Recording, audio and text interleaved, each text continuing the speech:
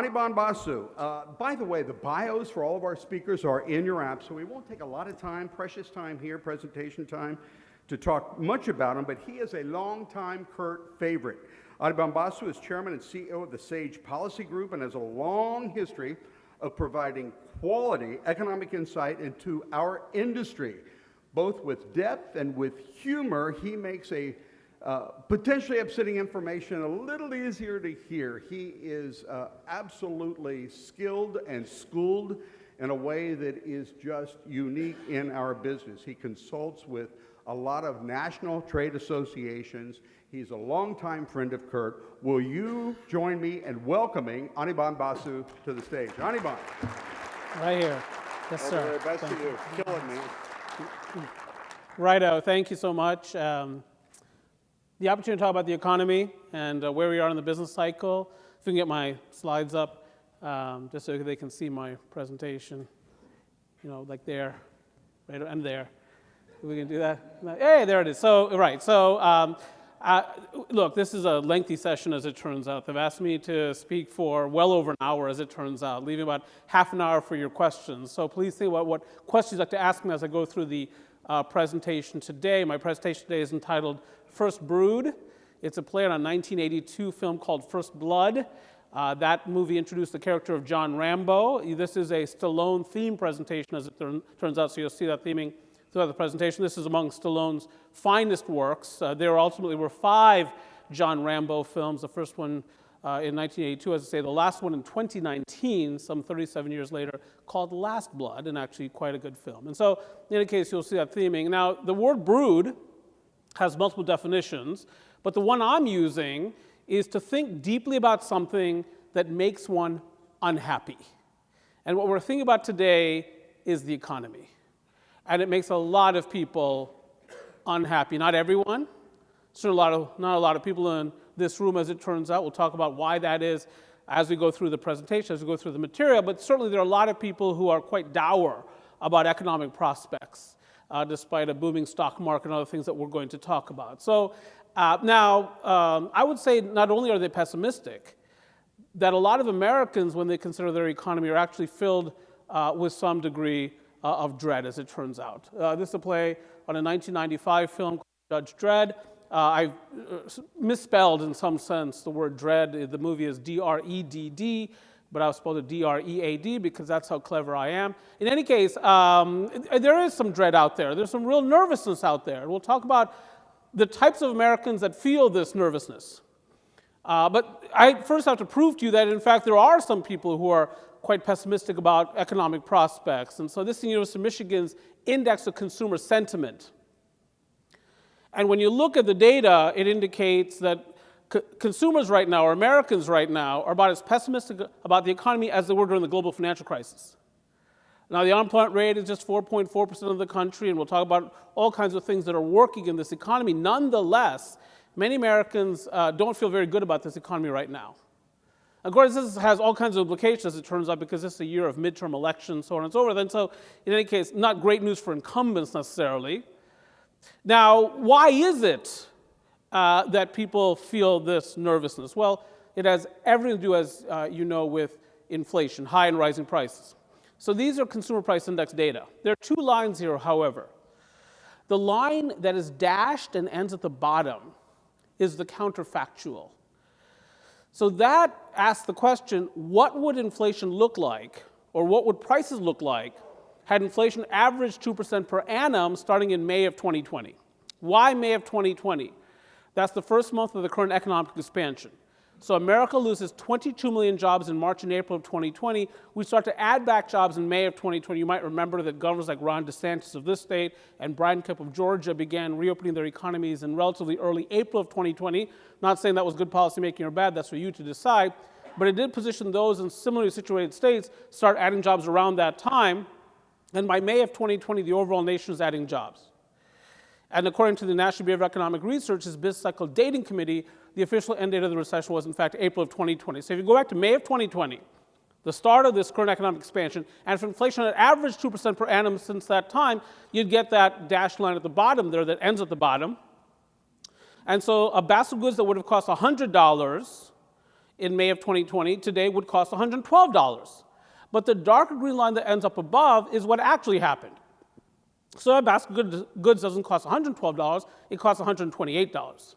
And the cumulative effect of this is really quite remarkable. So these horizontal bars reflect how much prices have increased since May of 2020. And the headline numbers are captured down below. So these data go from May of 2020, the baseline month, to December of 2025, which is the last month for which we have data. The headline numbers are captured in blue down below. So how much inflation did America experience in roughly 5.5 years in a country that aspires to 2% inflation per annum, around 27.5%. Strip out food and energy prices, you get the so-called core rate of inflation, that's 25%. Now, if you look at categories in green, energy prices up nearly 60%, transportation services prices up more than 50%. Those are your shipping costs. And those of you who manage construction projects, of course, one of the costs that you bear are shipping costs, directly or indirectly, because among other things, materials have to be shipped to job sites. Now, there's a neat correspondence, as it turns out, between wage pressures and price pressures. Those things move in tandem.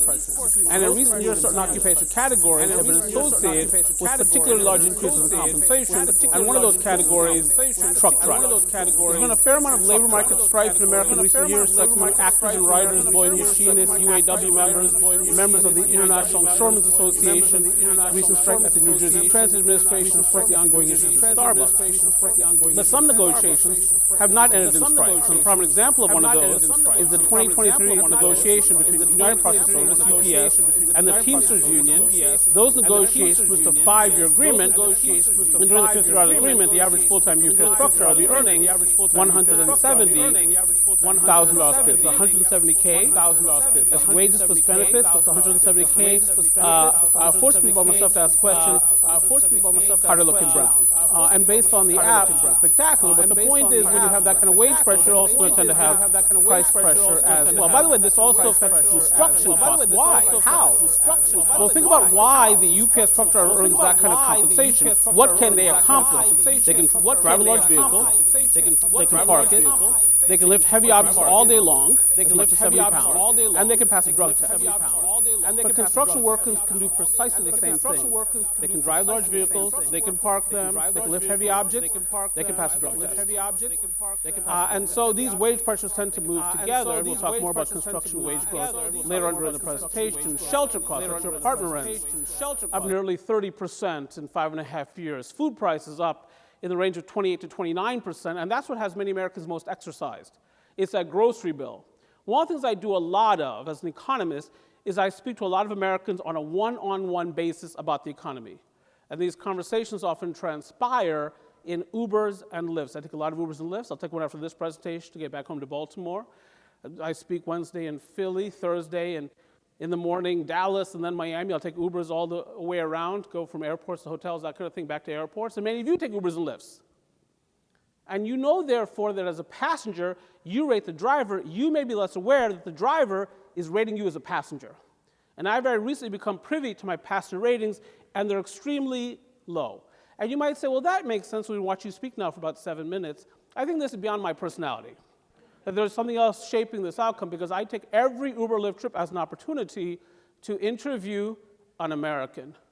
And I'll ask the question, like, of course I'm doing this from the back seat, but I'll ask the question like, hey, how much do you really make doing this on an hourly basis once you factor in depreciation, insurance, and gasoline? What's your highest level of education attainment?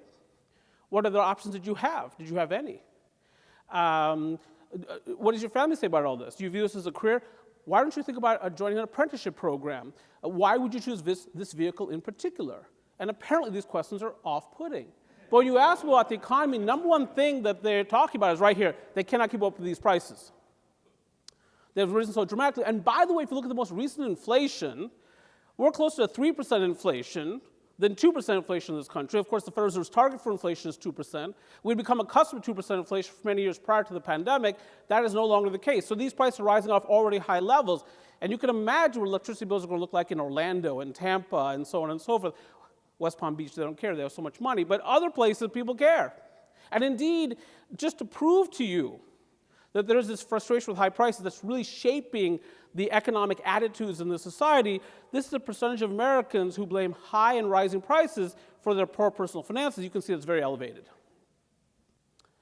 You may have heard that electricity rates are rising in much of the nation, as it turns out, and we'll talk about data centers later on during the presentation, but the point is there's more to come. You've probably heard that healthcare costs are rising for many Americans, or health insurance costs. And so that's where we are right now. Now, there's another element to this, at least one. This puts upward pressure on interest rates. And if you're a construction user, you, of course, benefit from lower financing costs. Often money is borrowed to finance construction service purchasing. Now, this is one of the pivotal prices in the economy, the federal funds rate. It's an interest rate, of course, also known as the Fed funds rate, also known as the overnight bank lending rate. This is the rate at which banks can borrow from one another overnight. Why would a bank do that? Because banks require a certain amount of reserves inside the bank to make loans outside of themselves, and occasionally banks are up against this. When this rate is set at a low level, banks are more likely to borrow from one another, thereby shoring up their reserves, thereby lending more aggressively in the economy. When this rate is set at a higher level, an opposing behavior ensues. Now, what's being graphed for you here is the upper limit on the federal funds rate. So the minimum possible here is 0.25%. So as the pandemic undoes the economy, predictably, that's precisely what the Federal Reserve pushes this interest rate, 0.25%, to try to reinvigorate the economy, to try to stimulate rapid recovery. That surge of inflation shows up in early 2021, around March of 2021. Prices just take off.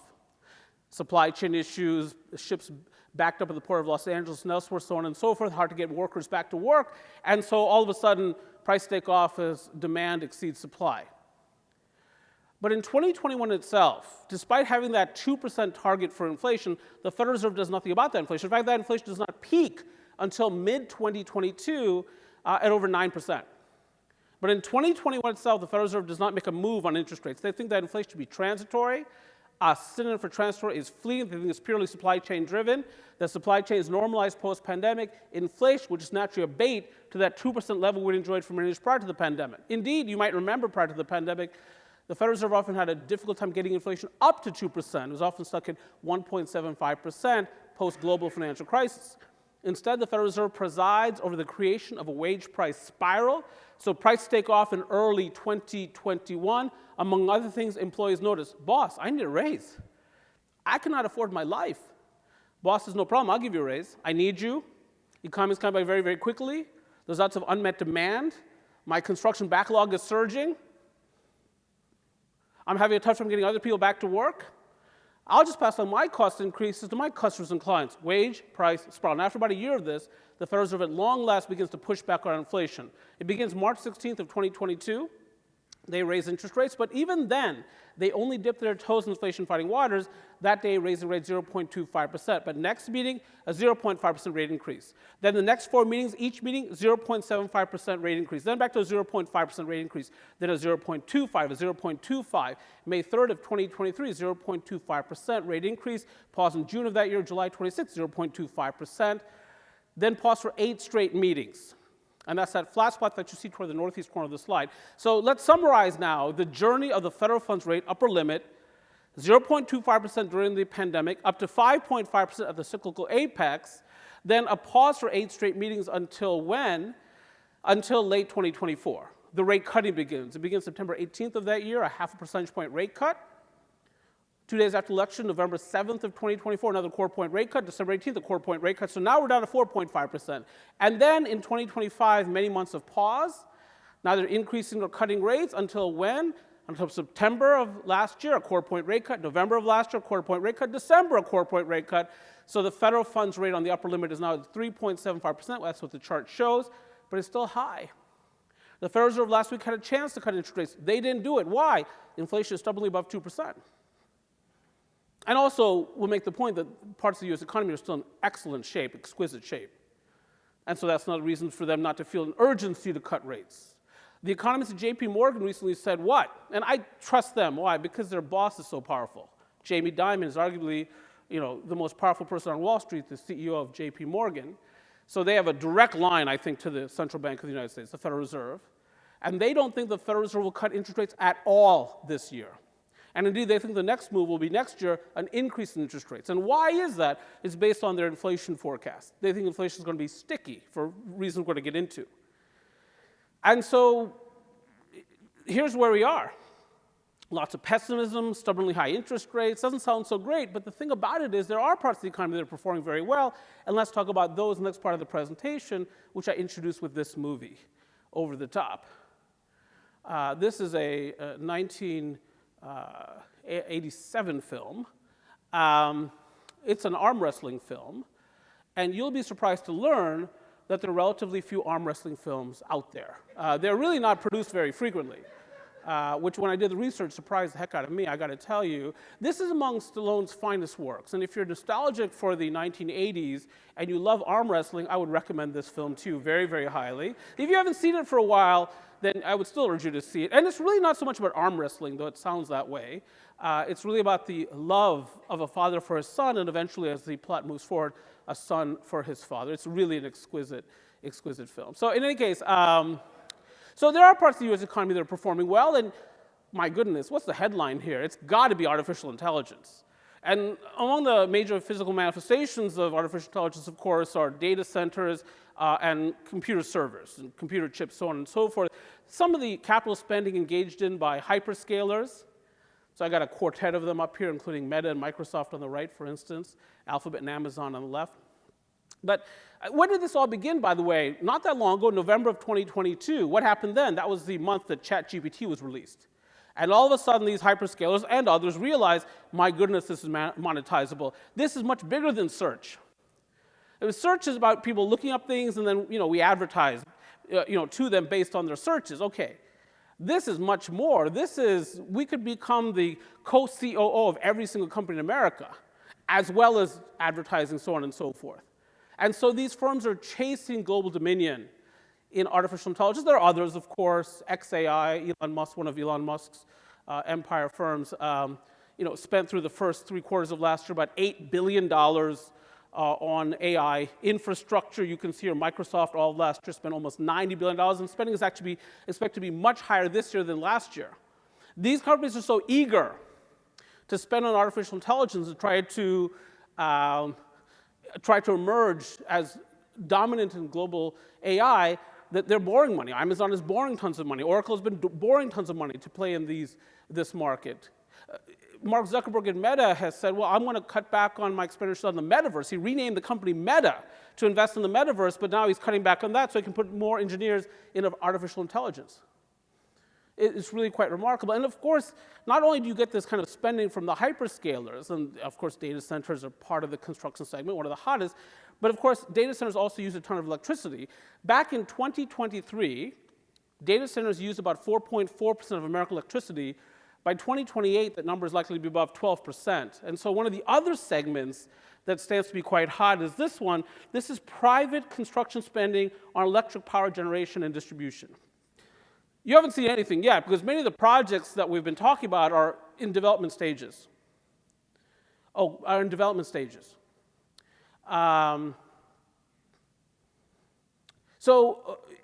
to be another leg up here in this form of spending, as it turns out. In those two segments, data centers and power stand to be the dominant construction segments going forward. And if you're working with contractors in those segments, expect to pay, of course, full price. One of the things I do is I serve as the chief economist at Associated Builders and Contractors. We survey our members on their backlog each and every month. For our contractors that have a data center project, or at least one of them, their backlog measured in months, meaning the amount of work under contract yet to be performed is around 14 months. For our contractors that do not have a data center project as part of their portfolio, it's about 8 months and falling. So it's a bifurcated construction segment. Now, this also has helped to fuel a stock market boom. This is the S&P 500. Last year, the S&P returns more than 16%. In 2024, it returns 23%. In 2023, it returns 24%. You've seen the S&P recently flirt with 7,000. It's phenomenal. Though, of course, it's not that every stock has performed equally well. That's never the case, as it turns out. And in this instance, a handful of firms have really set themselves apart and often refer to those firms as the Magnificent Seven. Green line, that's the closing share price compared to January of 2024. So start with January 2024. What has been the closing share price relative to that baseline? And you can see the Mag 7 in green there just taken off. As everyone knows, this is your Tesla, your Alphabet, your Google, your Apple, though Apple does not have a really clear AI strategy as it turns out. NVIDIA, of course, which became the first company in the world to reach a $5 trillion market cap recently, though down this morning. Now, the blue line there is the balance of the S&P 500. That's the other 493 companies. And you can see they've done well. Corporate earnings have generally been quite strong. So you've got AI.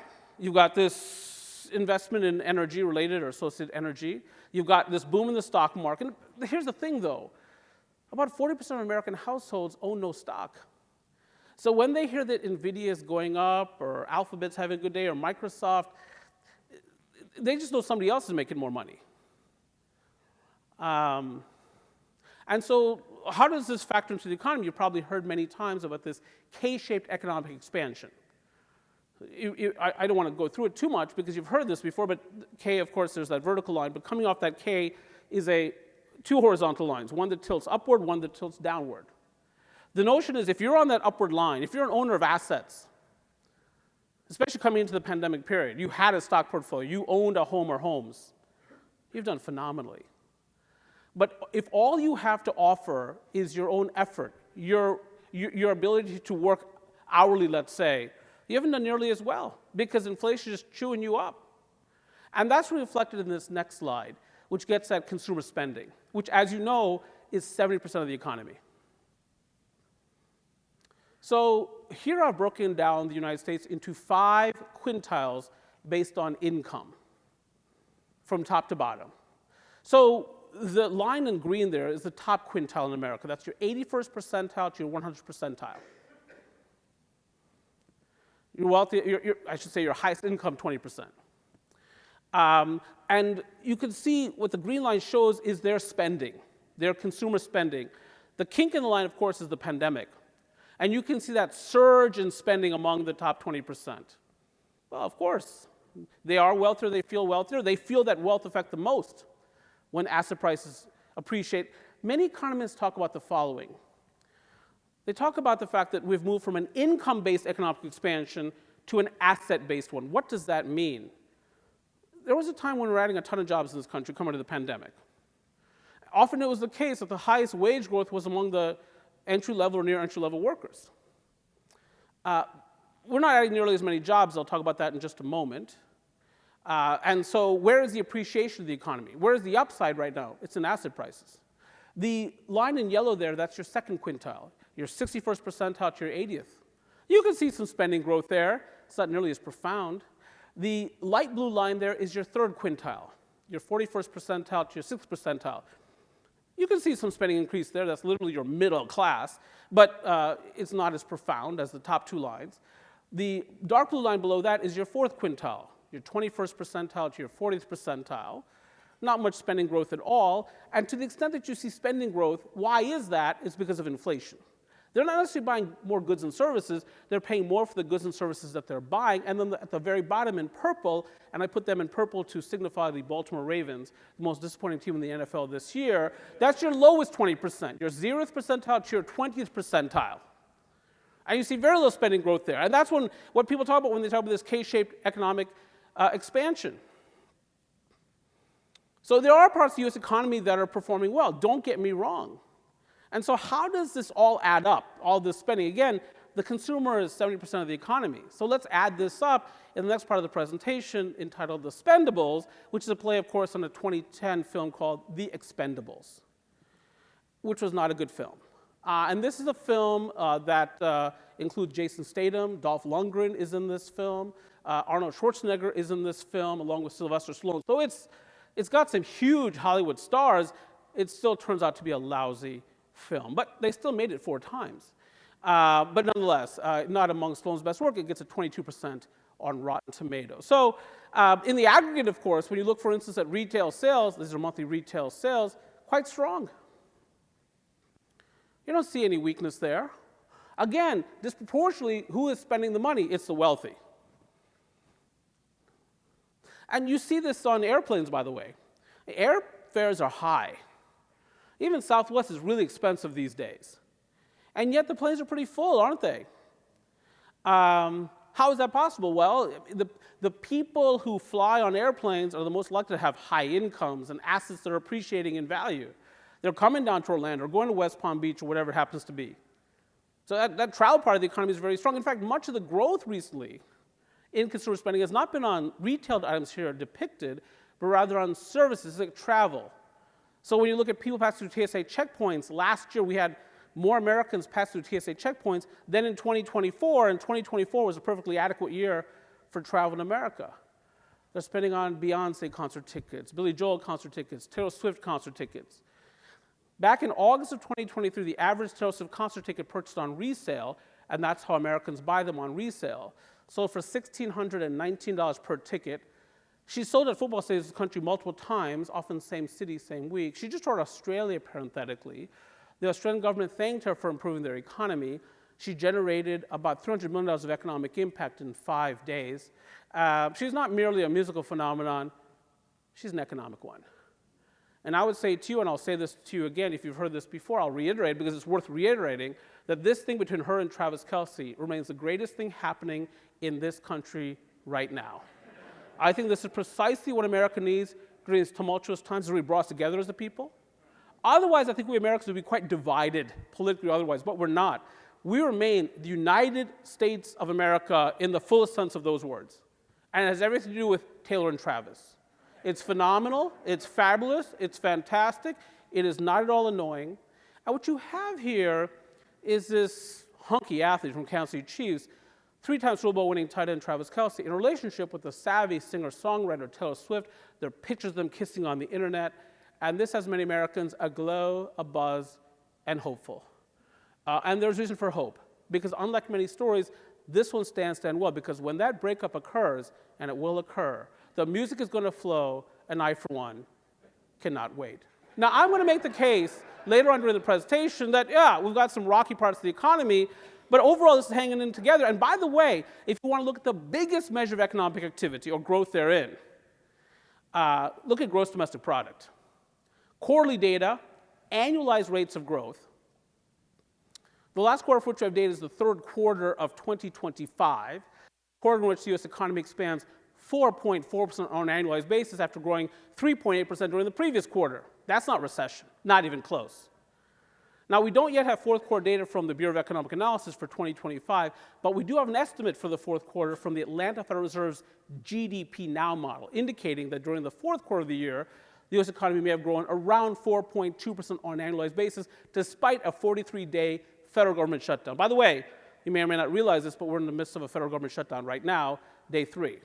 Haven't felt it yet, really, but we might in the days to come. We'll see.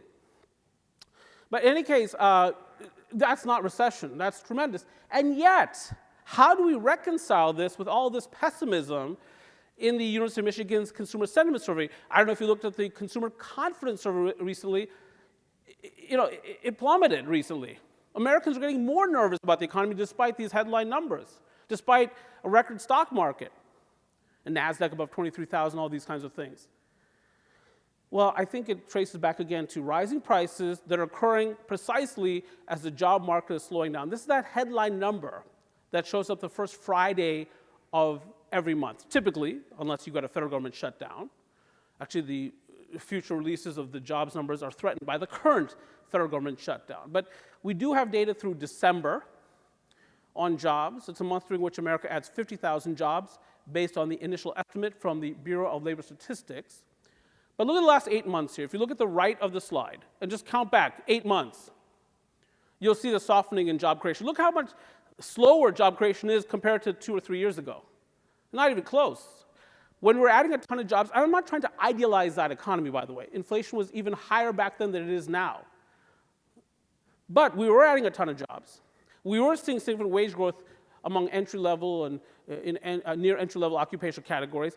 So one could make the case that all 5 quintiles were participating. Now we're not. If you look at these last 8 months, 3 of these months have been negative. We've lost jobs during those months. As you know, these data are subject to revision, and many revisions to data recently have been negative. So we'll see what the data ultimately come in at. But unemployment has risen over the past year, started last year at 4%, ended last year at 4.4%. Nothing cataclysmic. Nonetheless, moving in the wrong direction, and again, if prices are rising and the job growth is slowing, you can understand why many Americans are starting to get more nervous. You may have heard that recently the job market for recent college graduates is the worst in recent memory, with, of course, the obvious exception of the pandemic itself. AI may have something to do with that, as it relates to jobs for entry-level computer programmers and others, paralegals. So this is where we are. Obviously, immigration plays a part in all of these kinds of things. We'll talk about that momentarily. But this is one of the reasons that people are so nervous. We're just not adding jobs anymore. Now, here I'm juxtaposing two lines. The dark blue line is hiring in America. You can see that's really softened. The green line is layoffs. That has not risen substantially. So when you look at the data regarding layoffs, actual layoffs, initial claims, for instance, for unemployment insurance, those are still very low. Last week came in at about 200,000, very low. So people are clinging to their workers, not physically, that would be illegal. But I mean in terms of maintaining their employment. They're not letting people go. Remember, it was so hard for them to hire these people in the first place. They've invested in them, they've trained them, they've come to understand them, and now they don't want to let them go. But is there a chance that we'll see a pickup in layoff activity? The answer is yes, and I'll show you the evidence of that in a moment. This is U.S. job openings. So hiring has already softened, and job openings continue to tumble. This is the number of available unfilled jobs in America. This is based on the JOLTS, the Job Openings and Labor Turnover Survey. You can see it slid. Unemployment has risen. You might remember 3 or 4 years ago, there was this phenomenon of job switching. Americans were moving from job to job to job, often chasing the highest wage available to them in that moment. And what did we say about those folks at that time? We said, they're disloyal. These people are disloyal, and maybe they are. But in hindsight, what might we conclude? We might conclude that the reason they're switching their jobs is that inflation was so high, prices were rising so quickly, they had to switch jobs simply to maintain their living standard at that time. They don't have that next job to get to anymore, necessarily. Wage growth has softened. This is U.S. construction job openings. It's softened. Not every month, you can see it goes up and down, but generally the trajectory has been downward. And that surprised me last year. Why? Because immigration policy shifted. Now here, it's hard not to be a bit political, so I'm going to try very hard not to be political or partisan at all. I'm trying very hard. I mean, one of my goals here is, after the presentation, I do not want you to be able to figure out if I'm Democrat, Republican, member of the Bharatiya Janata Party, that kind of thing. German Social Democrat, I'm probably not that. But you get what I'm saying. But one of the things I had thought was that we'd see a pickup in job openings in construction because of a shift in immigration policy. And the Trump administration, of course, has pushed back on both legal and undocumented migration. And as you've heard, about 30% of construction workers nationally are foreign-born. They are not that clear about how many are undocumented versus documented, but 30% are foreign-born. In Texas and Florida, it's closer to 40%. And look, I understand the southern border is an issue. Please don't get me wrong. I get it.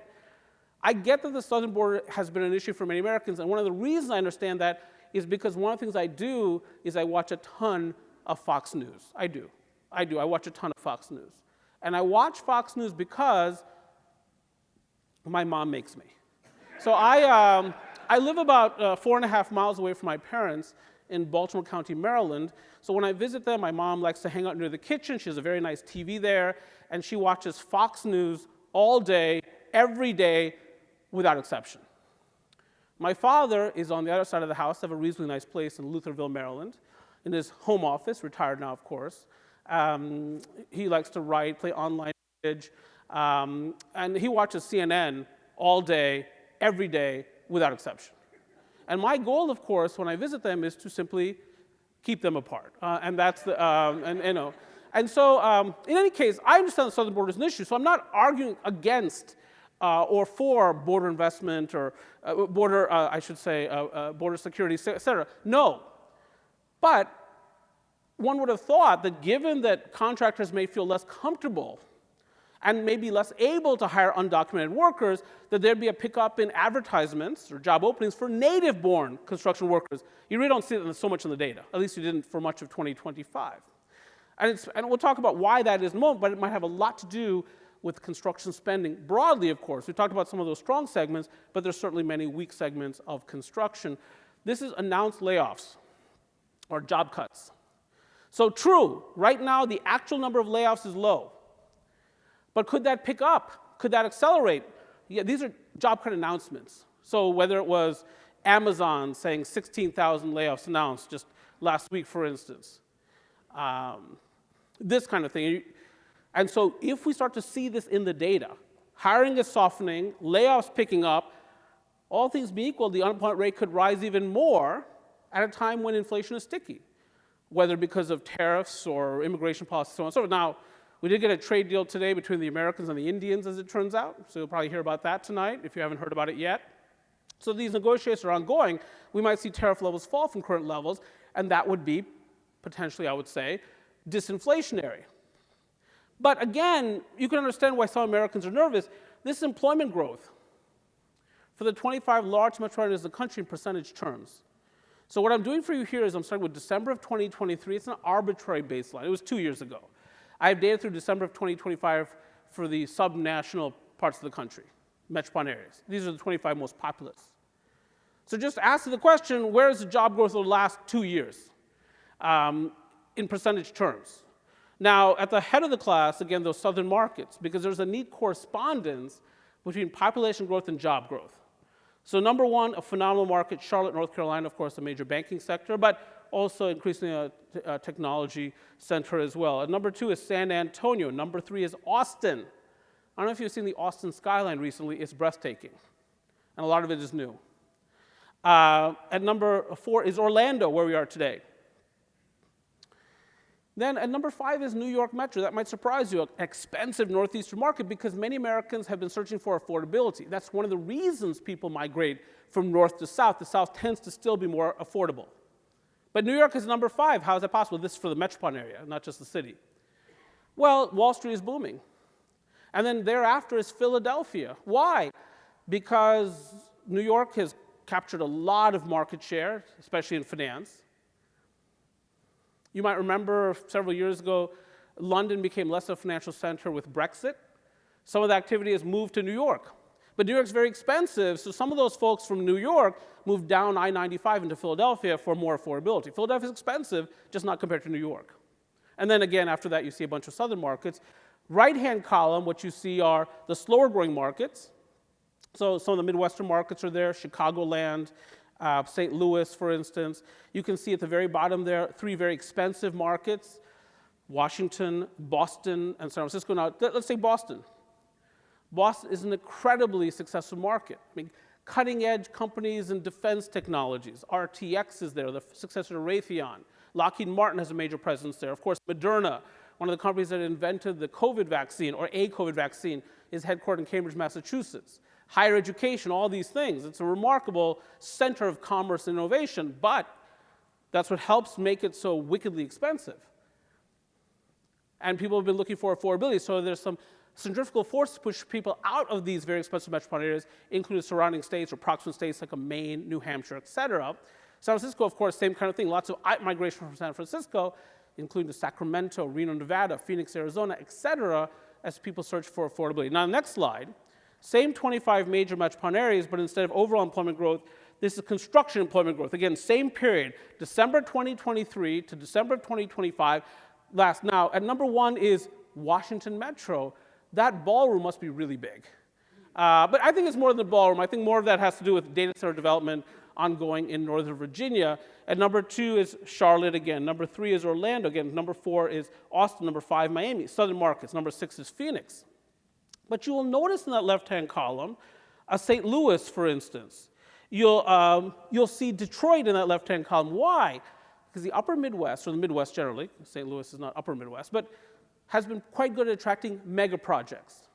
These are former industrial centers. They have water, they have electricity to supply, not enough users in many cases. Data centers today, of course, are more agnostic with respect to location. They don't have to be in Loudoun County, Virginia. But they do need water and electricity. And again, the upper Midwest, or Midwest generally, has been really quite good at attracting some of those mega projects. At the very bottom, very expensive markets, for instance, like LA and New York, for instance. Now, the next slide, same 25 major metropolitan areas, but instead of employment growth, overall construction specific, these are rates of unemployment.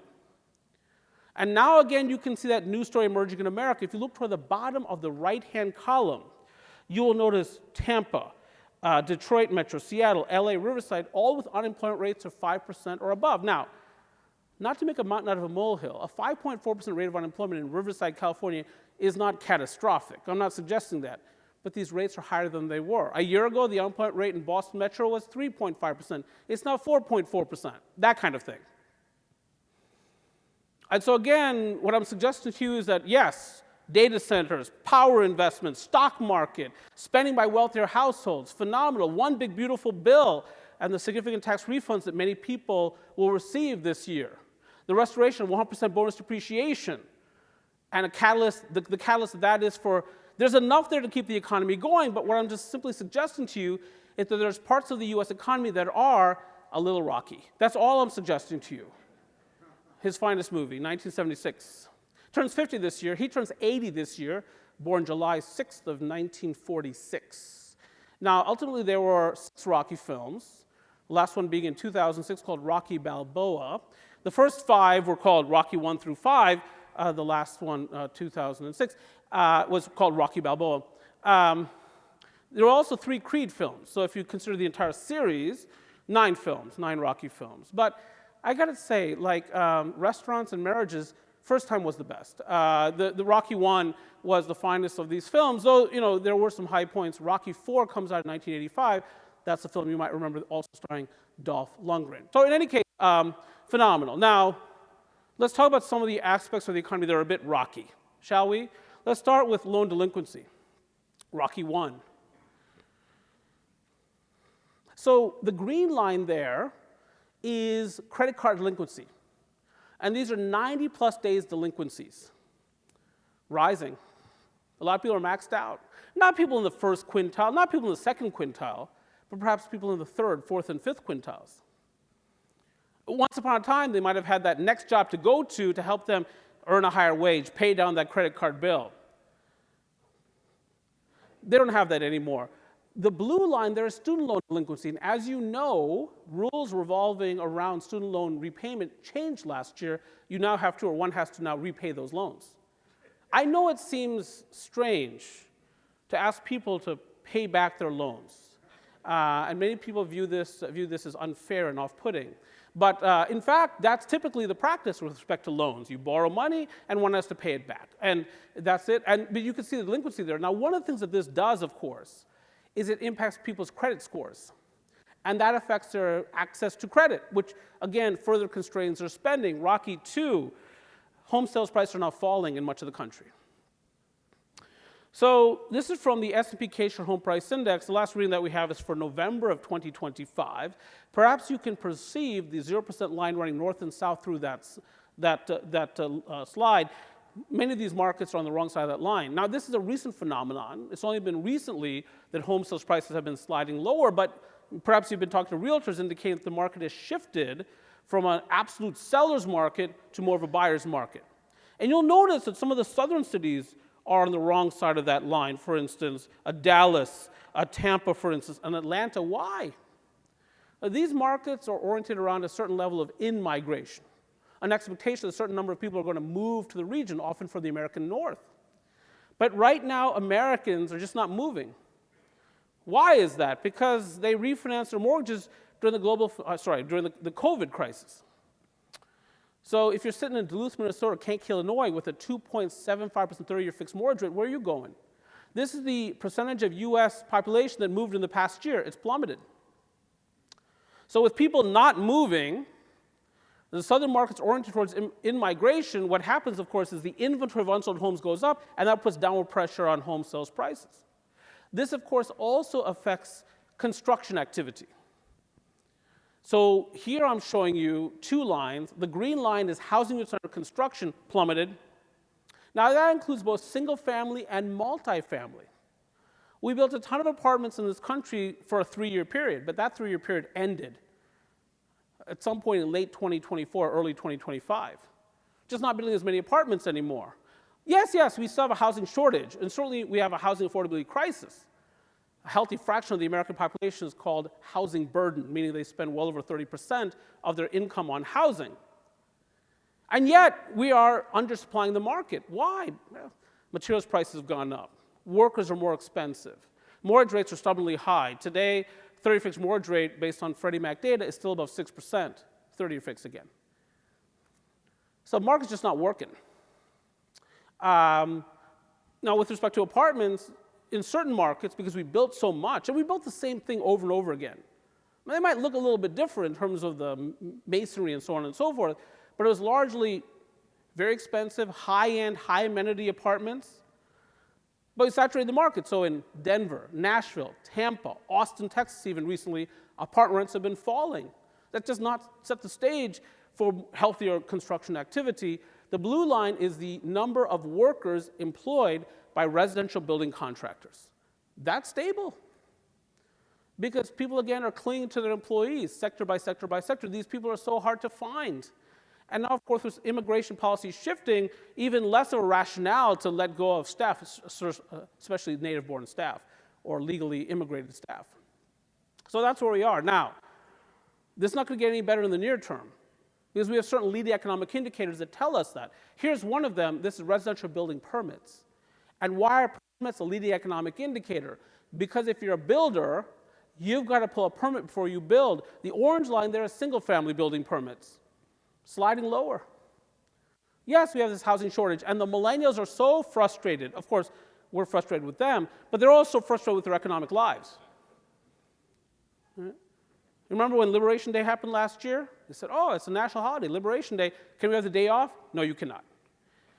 So, again, we are not building that many single-family homes right now. We stand to build even less going forward. Why? Because the economics just don't work. Now, and again, Americans not moving. Now, the green line is multifamily permits. Again, we built a ton of apartments during a 3-year period. That period is gone. Multifamily is down right now. And I'm not saying that we might not see a bit of a pickup in 2026. I'm not suggesting that. But the economics are still not great for this. The mother's milk of leasing is job creation. And we're just not adding that many jobs. Wages are not growing that rapidly anymore. And construction materials costs and other costs continue to rise. The pro formas are not penciling out. More on this in a moment. Now, Rocky 3. These are the highest office vacancy rates in the country. These data come from CB Richard Ellis, and they characterize the fourth quarter of last year. These are citywide office vacancy rates. Now, the office vacancy rate is not high everywhere. I just delivered a presentation in Lancaster, Pennsylvania. And in Lancaster, Pennsylvania, the downtown office vacancy rate is around 5%. I just delivered a presentation in Salisbury, Maryland, because that's how glamorous my life is. The office vacancy rate when I spoke in downtown Salisbury, Maryland, 6%. But in certain older central business districts, large central business districts with a lot of Class B and Class C properties, that's where the issues are. So San Francisco is a breathtakingly beautiful city, perhaps the most beautiful city in North America, but it's well over 30% vacant. Seattle, you see that skyline, it's glorious, 29% vacant. Chicago, that skyline, also glorious, 29% vacant. Now, of course, we care about the building owners and lost revenue, any hardship they might be facing as they deal with all this vacancy. Again, particularly in older office buildings. But macroeconomically, we also care about banks' exposure to these dynamics. Let me give you an example of what's been happening in America. About 12 months ago now, the Wall Street Journal penned an article featuring downtown St. Louis. Now, St. Louis, of course, is a beautiful, historic American city. And the tallest building in downtown St. Louis is the 44-story AT&T building. In 2006, that building sold for $205 million. It just sold for $3.5 million. Now, somebody takes that loss. It could be a series of equity holders in that building who chase that valuation downward from purchase to purchase, but of course that could be some bank's collateral. In my own city of Baltimore, 1 South Street, a prominent fixture on our skyline, used to be the Alex Brown building, is now the Stiefel building. In October of 2015, that building sells for $66 million. It just sold for $24 million. And a major US bank took a haircut on that deal, despite the fact that at the time of sale, that building was 95% occupied. Why would a major bank, a top 10 US bank, agree to take a haircut on a deal with respect to a building that was more than 95% occupied at that time? Because they know that sometimes leases are not renewed. And that as leases are not renewed, vacancy climbs higher in the building, and as a result, that building loses value, including in the form of collateral. Might as well just get off the balance sheet right now. And one of the things that we have observed is a pickup in commercial real estate foreclosures. Again, not to make a mountain out of a molehill. I've yet to hear about one major financial institution in this country faltering because of its exposure to commercial real estate. But it is one of the things that's shaping the marketplace. And by the way, this has other implications. So Rocky IV, cities depend more upon commercial tax bases than suburbs do. You could probably find an exception out there. But in general, suburbs depend more on residential tax bases, cities on non-residential commercial tax bases. Let me take these bullets in turn. With the city facing a projected $1.12 billion shortfall in 2026, Chicago Mayor Brandon Johnson said recently, quote, "We have reached a point of no return." That's ominous. And they're not alone, by the way. Between December of 2024 and April of 2025, Chicago, LA, San Francisco, and Washington, D.C. all experienced credit rating downgrades, and they're not alone. According to research conducted by the Pew Charitable Trust, at least 20 of the nation's 25 most populous cities have experienced budget gaps or have reported budget gaps for fiscal year 2026 and often beyond. And they're not alone, by the way. Some states are now in financial difficulty. My own state of Maryland last year was debt downgraded for the first time in 52 years by Moody's. So for the first time in 52 years, my state does not have a universal AAA bond rating. And one of the things that this implicates, as it turns out, is infrastructure spending. That might have been Brandon Johnson just now. Not a very popular mayor. But the point is, one of the things that this implicates is infrastructure. Why is that? Now, November 15th of 2021, I'm neither praising nor criticizing this, but President Biden signed the Infrastructure Investment and Jobs Act, that $1.2 trillion infrastructure package. We've spent a ton on infrastructure in recent years, much of it federally funded. But that authorization ends September 30th of this year. What's next for infrastructure? We don't know what reauthorization looks like, but we have heard from the Trump administration that they believe philosophically that states and cities should take on more responsibility for infrastructure financing. I'm not saying that's right. That's for you to decide once again. But if the federal government is not going to directly inject dollars to finance infrastructure, what I'm suggesting to you is that state and local governments are not in great shape to take that ball down the field. And so one of the things that you might see is less investment in public works going forward. Now, Rocky V, design work in retreat. This is the Architecture Billings Index. It's a reflection of how busy architects are, based on a survey each month of 700 architects, roughly 700. You see the 50-yard line running west across that slide? Any reading less than 50 signifies that architects are less busy this month than they were last month. You can see for 2 years now, these readings have been below 50. Architects each and every month are just getting less and less busy. Why? Because the developers who would hire them, in many instances, are saying, I can't get financed. I cannot make my pro forma work under these circumstances. Rents are not high enough. Office occupancy is not high enough. Hotel occupancy is not high enough. You want high hotel occupancy, all 5 quintiles have to participate in economic expansion, not just the first 2 or 3. And so a lot of these projects just not work out economically. And so architects get less busy. And why is that a leading indicator? Because if architects are less busy upstream, contractors tend to be less busy downstream. So if you're encountering a contractor who's not working on a data center project, then you might have an opportunity to have some negotiating leverage over them, is what I'm suggesting. Because again, for many of those contractors, backlog is in decline. Now, one of the reasons for that, right here, another Rocky as it turns out, non-residential construction spending slows, Rocky 6. So, as defined by the U.S. Census Bureau, there are 16 categories of non-residential construction in our country, all listed here in these green-colored bars. This is for the period October of 2024 to October of 2025. October of 2025 is the last month for which we have these data. It still has some lags because of that federal government shutdown in October, November.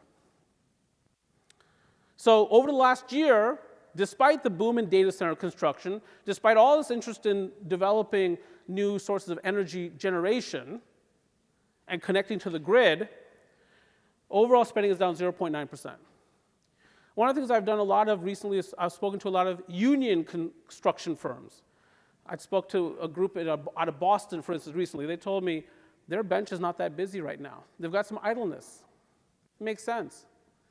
Now, where do you see, in terms of the green color bars, the categories, the sharpest decline in construction spending over the past year? Manufacturing. I know there's been this story about reindustrialization of America, and in fact, the tariffs are designed in part to accomplish exactly that, bring more production here. It just hasn't happened yet.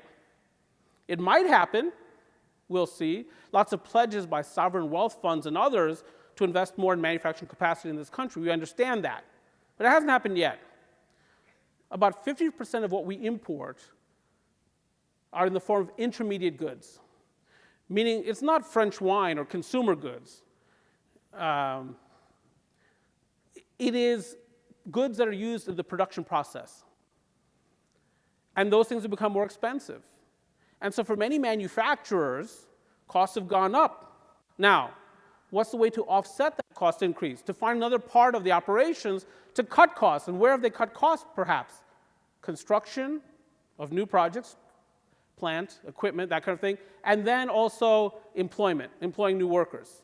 And one of the things that we have observed recently is a real decline in the number of people working in manufacturing. Now, you may have seen today, this morning, the release from the Institute for Supply Management, their Purchasing Managers Index. It was a blowout number, well above 50, indicating that manufacturing is growing. I don't know if you looked at that new orders component. It was phenomenal. There's a lot of evidence in that report indicating that people are rebuilding low inventories, a real sign of confidence, and a real shot in the arm for manufacturing. And what many economists will tell you is that, yeah, there was a lull. There was a period of adjustment in the manufacturing sector after April, the Liberation Day tariffs. But that adjustment process has been transpiring, and now you're going to see a lot of investment in manufacturing capacity going forward. We'll see. In fact, there's a popular podcast right out there from Morgan Stanley expressing precisely that sentiment. So this might turn around. Where's the growth been? If you look at the bottom of this slide, you'll notice a lot of it has been in the publicly financed segments. Sewage and waste disposal, which is about 95% publicly financed, growth in that category. Conservation development, that's your flood control, growth in that category. Water supply speaks for itself. Transportation includes your mass transit, for instance, growth in that category. But again, where do these segments head after this? After this authorization period is over from the IIJA, that much is very much unclear. And one of the reasons, again, that a lot of these projects are not set to move forward, including privately financed ones, is because materials prices have risen so dramatically over the recent past. So here I'm using February of 2020 as a baseline. Why February of 2020? That's the last month before we shut down the US economy. So there are a couple of public health emergencies announced at that time. In January, for instance, no one could come from China, that kind of thing, in January of 2020. But the real health emergency was declared March 13th of 2020, the shutdown, the economic shutdown. So I'm using February of 2020 as the pre-pandemic baseline and comparing construction materials prices or input costs based on the producer price index back then to the last data point that we have is December of 2025. So it's not quite a 6-year comparison period. So over that not quite 6 years, how much did materials prices increase? You can see the number there, well over 40%. Now, categorically in green, you can see non-ferrous wire and cable. That includes your copper, for instance, up massively, over 70%, for instance. Tariffs, 50% tariff on copper. Steel mill product prices, 50% tariff on steel, also up massively. So again, this renders many projects uneconomical, and therefore the projects are just held in abeyance or canceled outright. And that's why, again, there are parts of this economy that continue to be a little rocky. And so with all of that, let us get to the forecast, shall we? And I'll use this slide to begin that discussion. This is a 1993 film, and the outlook is a cliffhanger, of course. This is a 1993 film. This was one of the top 10 grossing films of 1993. Yes, precisely. And that's really saying something, because 1993 was a huge year for films. That year, The Fugitive comes out, starring Harrison Ford and Tommy Lee Jones. The Firm comes out, starring, among others, Tom Cruise and many others, as it turns out. That year, Mrs. Doubtfire comes out, starring Robin Williams. That year, Indecent Proposal comes out, a movie that made me very uncomfortable, starring Robert Redford, one that I will never see, especially with my wife, as it turns out. That year, Jurassic Park comes out. That's the highest grossing film of that year. Jurassic Park, starring a group of dinosaurs and Jeff Goldblum. That year, Schindler's List comes out, starring Liam Neeson. Sleepless in Seattle comes out that year, starring Tom Hanks and Meg Ryan. Just a blockbuster movie. Oh, it's Firm. The Firm also starred Gene Hackman. And with all of that, this was a top 10 film. I don't know if you remember this film. It's about a group of mountain climbers who meet up with some European gangsters. It apparently happens a lot, based on real life events, and it's a phenomenal film. Again, one of his finest works. So in any case, let's talk about the forecast, shall we? These are forecasts from various financial organizations or various surveys.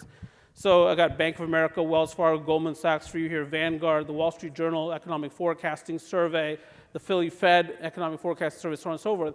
These forecasts are all between 1.8% GDP growth in 2026 and 2.8%. If you averaged these 8 forecasts, it comes out to 2.24%. The International Monetary Fund, based on their January World Economic Outlook, predicts that the US economy will grow 2.4% this year. That's pretty good. And again, it would seem that with artificial intelligence and energy and one big beautiful bill and spending by wealthier households and corporate earnings and the stock market, there's enough there to keep the economy going. And yet you have all this unease. What is that about? The macroeconomy looks like it's going to be just fine. But you'll still hear people talk about the R word, recession. Why is that? How is that? Now, in a typical year, the risk of recession in this country is between 10 and 15%. They've actually become quite rare events in America in recent decades. And yet when you ask various, again, research teams, Moody's, JP Morgan Chase, the Wall Street Journal Economic Forecast Survey, the Philly Fed Survey of Professional Forecasters, and Goldman Sachs, they'll tell you the risk is between 20% and 42%. Why so high? Let me explain. It's because the structure of US economic expansion, or the foundation of that expansion, has narrowed so markedly. A couple of years ago, we're adding a ton of jobs. And yes, inflation was high, no question, not a perfect economy. But we're adding a ton of jobs. We're seeing a fair amount of wage growth.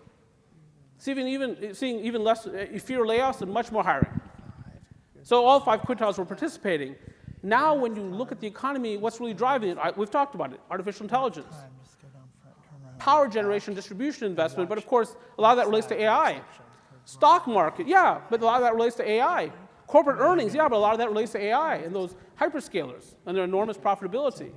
Spending by wealthy houses, well, a lot of that relates to the stock market, which relates to AI.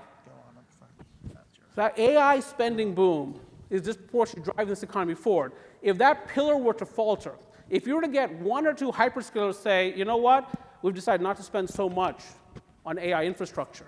We're not getting the return on investment that we need. I don't think you're going to hear that, by the way, this year. I don't. That's why I don't think we're going to have a recession this year. I'm not predicting a recession at all this year. I think it'll be a quite strong year for the US economy writ large. But there are going to be parts of the economy that continue to be very, very weak, and a lot of Americans who believe that they're in their own personal recession as their living standards falter, as their wages don't keep up with inflation. So that's why the risk of recession is so high. When you have such a narrow foundation, what's on top, in this instance, the entire US macroeconomy can wobble. So let me summarize it with the final substantive slide, because I'm just about out of time. The alarm has sounded. Not to play on the word alarm, of course.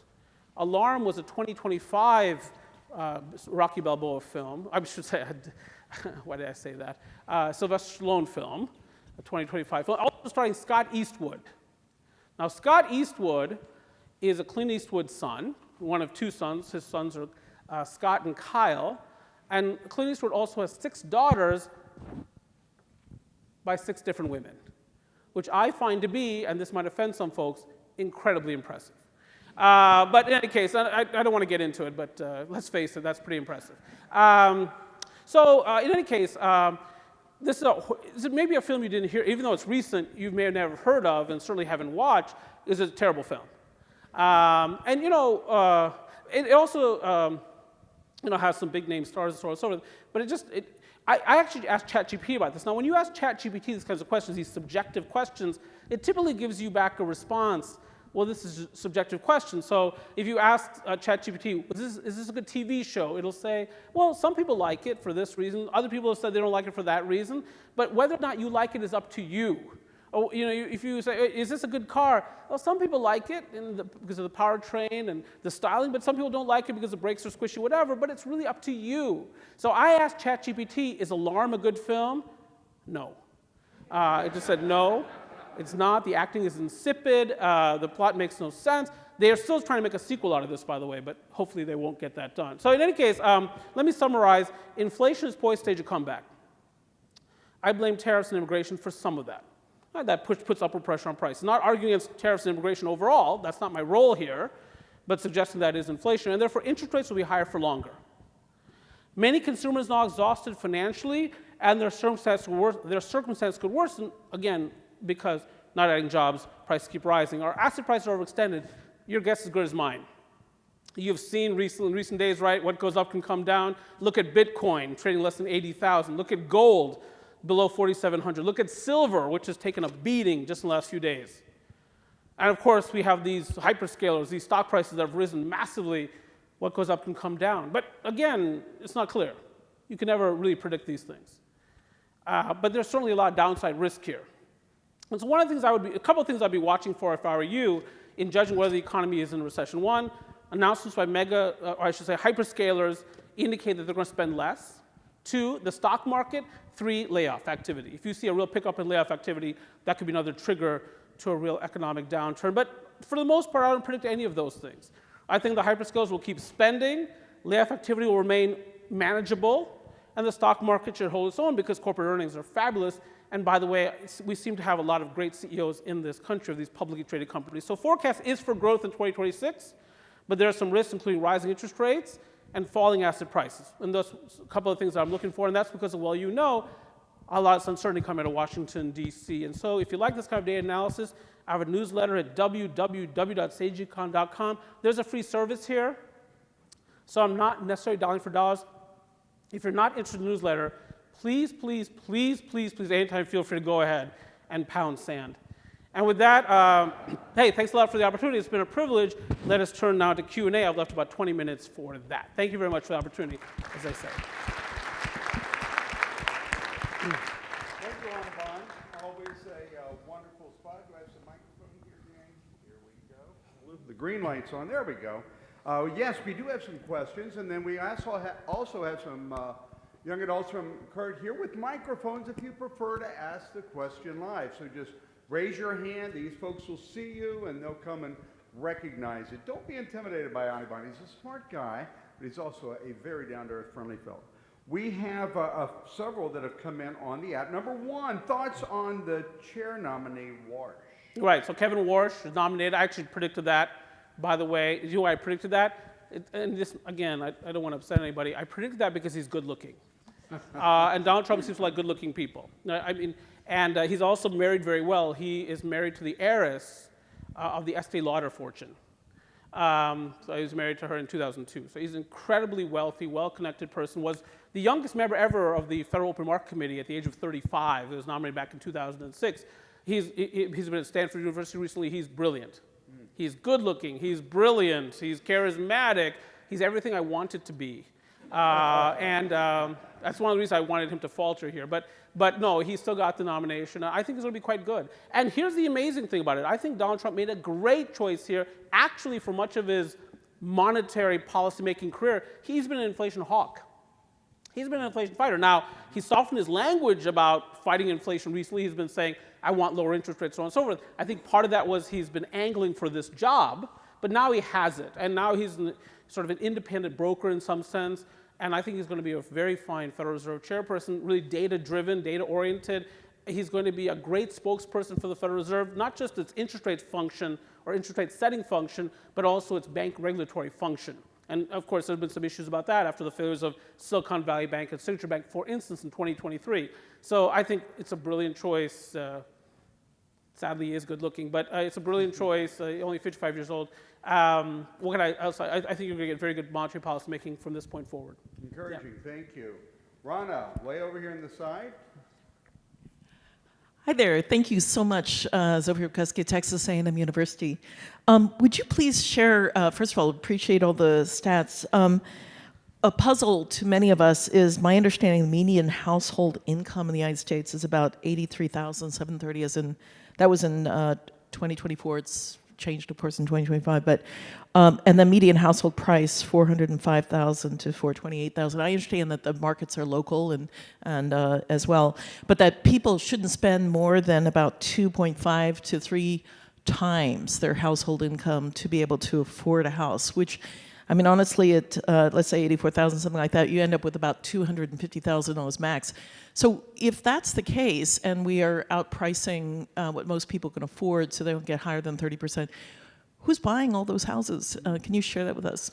Right. So the U.S. homeownership rate now is 65%. But a lot of the Americans who own their homes will tell you, if I had to buy my house today, I could not afford it. So as that group passes on, my guess is what you're going to see is a decline in U.S. homeownership because younger generations simply cannot afford these prices. Now, what's the wild card here? Inheritance.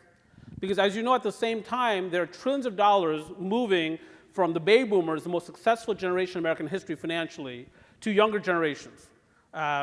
Generation X, but even more so to the millennials.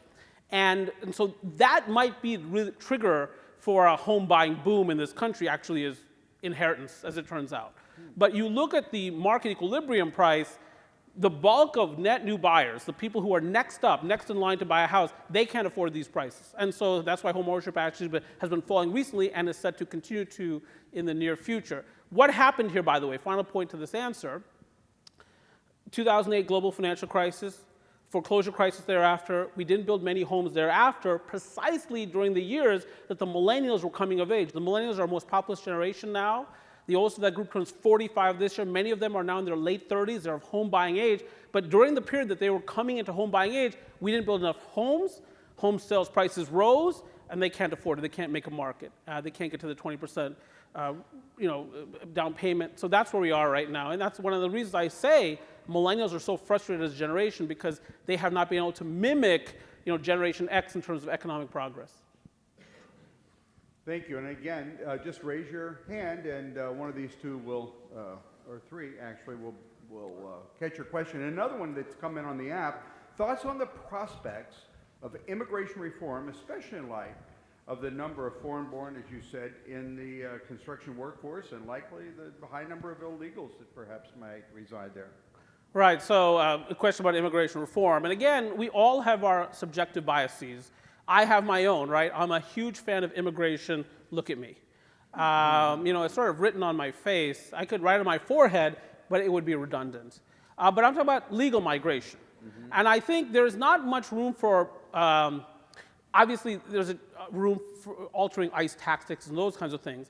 But in terms of defending the southern border, I think that's very popular among the American people, right? Having defendable or defensible borders. But I think there's really some debate about, of course, legal immigration, whether it's the H-1B visa program. So as you know, the Trump administration put a $100,000 fee on those H-1B visas. The thinking is that will cut H-1B visa issuance down by about 30%, as it turns out. So, and of course, that affects the IT sector more than any other segment. But in terms of construction, I think there's going to be a lot of political momentum behind let's bring in some great craftspeople from other parts of the world, right? Great carpenters from Mexico, or whatever it happens to be, or whomever it happens to be. And I think you are going to see some immigration reform, not right in the short term with the midterm elections coming, but thereafter you might see some real push, probably a change in Congress coming up, to accelerate legal migration to the United States. It should be pointed out that the reason we add population in this country is not because of births minus deaths. We're getting older. We don't have many babies. The U.S. Fertility rate is now 1.62. Replacement fertility is 2.1, right? We don't have enough babies in this country, right? I've been saying for a long time, let's have Marvin Gaye, from all the loudspeakers. Let's get it on. What are we doing? I mean, is it really that unpleasant? Apparently it is. So immigration is what backfills that. And of course, immigrants are much more likely to be willing to work in agriculture, construction, landscaping, so on and so forth. So we need these people, I think, and I think you're going to see some reform along that dimension. The next question kind of flows along that, and that is, with the immigration reform strategies, Do you have any ideas on what the administration could do to allow the current citizens working in the construction trade or the current illegal workers in the construction trade to actually become citizens? Right. So, Hardworking. yeah, it's a great question. I mean, it could be done, right? It's just like under these circumstances, we'll allow someone who came in here in undocumented fashion to become a citizen. I think it's unlikely that the Trump administration is going to move that way, right? You got people like Stephen Miller and so on advising the president. But one could imagine a situation in which they're issued a work visa. Could be temporary, but construction firms and of course users of construction services are screaming these costs of delivering construction services are just too high, right? The market is outside of equilibrium. Not enough projects are moving forward, with the exception, of course, again, of data centers, because the hyperscalers have infinite amounts of money, or near infinite. So, yes, I think we could do that. The Trump administration could do that like this, right? Congress is not going to stand in the way right now, but right now they've chosen not to do that, and I just don't see any real change in that. At least, again, up to the midterms. A new Congress maybe, but they seem to be pretty set. You broke a law, you have to leave. So. Interesting. I think I saw Paige disappear. Okay, way in the back. There you go, Bill. Yeah, Bill Lewis. I had a question about, we talk a lot about home affordability, and that's obviously an issue, but do you ever calculate in home ownership? And when I want to, I'm talking about taxes, insurance, how these continue to raise and how that's affecting ownership. Right, so I think a lot of millennials, for instance, are wedded to research indicating that now renting is a better deal. And you'll see a lot of articles about that floating around that, you don't want to be a homeowner, really. Like, it actually makes these millennials often feel better about not being homeowners. Say, oh, I don't even want to be a homeowner. Read the article. Because of property taxes, because of repairs, fixes, recapitalizing appliances, whatever it happens to be, right? The occasional flood, and of course, high property insurance costs, including in this state, by the way. Yeah, I don't believe any of that stuff. I think homeownership in America is fabulous. It's called the American dream for a reason. And yes, home sales prices can rise and fall during certain cycles, but generally speaking, it's a very precious resource, owning your own home. It's a great place to raise a family, or just have dogs. And so, what can I tell you? I look at the math myself, and many of us are homeowners in this room. We understand it's not all glitter and unicorns. We get that. But renting, and these are very high rents they're paying, by the way. It just seems to me having equity in a home and then getting that interest deduction on top of it, that's magical. And so I just still think that if you're a young person, if you can aspire toward home ownership, you should. A lot of times the commentators in the news throw out the term rich or wealthy. You mentioned the top two income tiers. How would you define rich or wealthy on your data? Yeah, it really depends upon the region. So for instance, in Santa Clara County, California, several years ago, they declared that any household that's making less than $250,000 a year is eligible for public subsidy. But in certain parts of the country, of course, Kankakee, Illinois, where I grew up, $250,000 is a fortune, right? You can afford, one of the bigger houses in town. So it just really depends upon the region. I mean, there was a U.S. Chief Justice that said, in the context of something very different, I know it when I see it. Mm-hmm. High incomes when you see them. People who can really be comfortable living, they can go to their favorite restaurant anytime they want, they can travel anytime they want, but they're actually quite rare in American society. What can I tell you? The wealth is really concentrated in this country, and it's going to become even more concentrated with artificial intelligence. So a lot of people who are just doing fabulously, but many more people, multiple times more people who are really struggling economically just to hold on to their current living standards. That's where we are. Got to let that one sink in a little bit, right? Andrew. You kind of positioned AI as the foundation of where we're at present day. And you watch NVIDIA and Meta and Google, right? They're saying this is it. This is going to disrupt everything. This is the future. But then, I watch how people use it. And it's like my mom asks it for a shrimp scampi recipe, right? There's a disconnect between the forecasted disruption and the mainstream adoption right now. What's your personal opinion on what's it going to take for this to persist? There has to be some kind of radical mainstream adoption of AI past asking it like, is my dog sick? There has to be something that people adopt mainstream a la Google search, right, for it to keep this gravy train rolling, right? And if that doesn't happen, I feel like it's not going to be the bullish forecast that they've put out there. Right, so that's all about you heard the question hopefully, about use cases, right? Everyone's looking for these use cases. Well, how can we actually use AI? And by the way, if your mother's looking for shrimp scampi recipes, she could have done that without AI, right? She could have just gone to Google or even Bing and gotten that. Or, so it has to be up to the use cases. I think what you're seeing now is that it's really corporate America first, right? So a lot of people are asking, AI, is Alarm a good movie? No, it is not. But corporate America is asking something different, right? It's starting to ask some real questions. I spoke recently in Miami, Florida. I spoke on behalf of a very large accounting firm there. And it's named Berkowitz, Pollack, and Brandt. It's very big in southern Florida. And speaking with Mr. Berkowitz, who started the firm, co-founded the firm many years ago, and he said, look, AI is so powerful in generating tax plans for my richest clients that even my Indian accountants are too expensive. So the Indian accountants he hires, the ones in India, make 10 cents on the dollar relative to the US-based accountants. He said AI is much more efficient than the Indian-based accountants, let alone the American-based accountants. So you can imagine how powerful that is. You're going to see more of these use cases, right? You can see what's happening with computer programming, right? A very prominent computer programmer said what recently? The most important computer programming language is English, right? Because if you know just one language, you can ask AI, well, express that, what I'm saying here in the language I know, in a different language. Now you know all the languages. And so computer programmers are losing their jobs left, right, and center. One of the reasons that Amazon is shedding 16,000 people, right? They're able to find these efficiencies, but it's corporate America first. You and I might be just, dabbling on Claude AI and ChatGPT, asking, who's the best NASCAR driver? I have no idea. But the point is, we might be doing that. But corporate America, I think, is really finding these use cases. I think you're going to see some real productivity growth this year and next year from AI. I'm a believer that this is transformational. So that's why I'm bullish. If I'm wrong, I'm wrong, and he won't invite me back. But I think I'm right on this. And I'm seeing corporate America make that move. Another question. What's your forecast on the crypto market, especially Bitcoin? I still see forecasts that it's eventually headed to a higher phenomenally long-term spot. What do you think?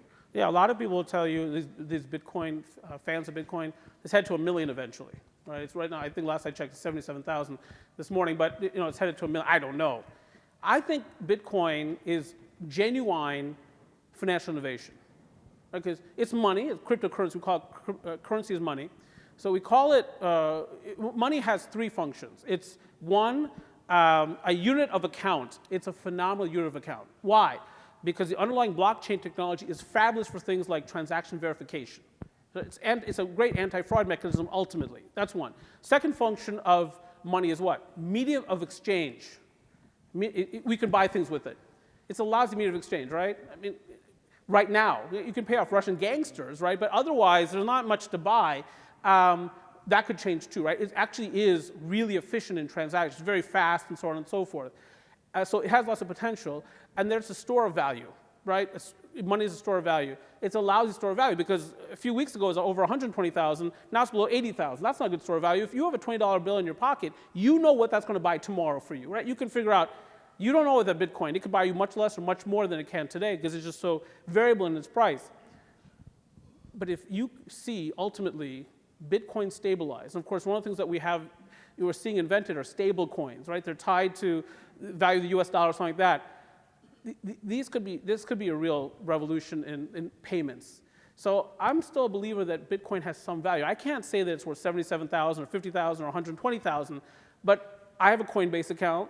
I have Bitcoin. I have some Ethereum and so on and so forth. So I put my money where my mouth is. I'm an economist. I'm not a hedge fund manager, so every dollar is precious to me.